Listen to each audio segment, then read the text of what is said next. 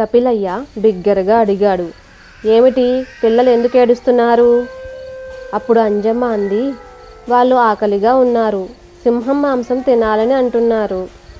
దానికి కపిలయ్య సింగమై వినేలా ఇలా బిగ్గరగా అన్నాడు. ఏమీ బాధపడకండి పిల్లలు, సింహం వచ్చే సమయం అయ్యింది, వచ్చాక కడుపు నిండా తినండి. సింహం ఈ మాటలు బయట నుండి విని భయపడి ఇక్కడ నా మాంసం తినే రాక్షసులు ఉన్నారేమో అని అనుకుని అక్కడి నుండి పారిపోయింది.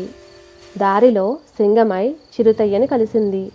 ఎందుకు పరిగెత్తుతున్నావు సింగమయ్య అని చిరుతయ్య అడిగాడు. సింగమయ్య జరిగిన విషయం అంతా చెప్పాడు. మీ ఇంట్లో ఉన్నది కపిలయ్య కుటుంబం, నేను చూశాను అని చిరుతయ్య నవ్వుతూ అన్నాడు. అయినా సింగమయ్య నమ్మలేకపోయాడు. అప్పుడు చిరుతయ్య అన్నాడు, మనమిద్దరం తోకలు ముడి వేసుకుని వెళ్దాం, తుంటరి కపిలయ్య పని పడదాం.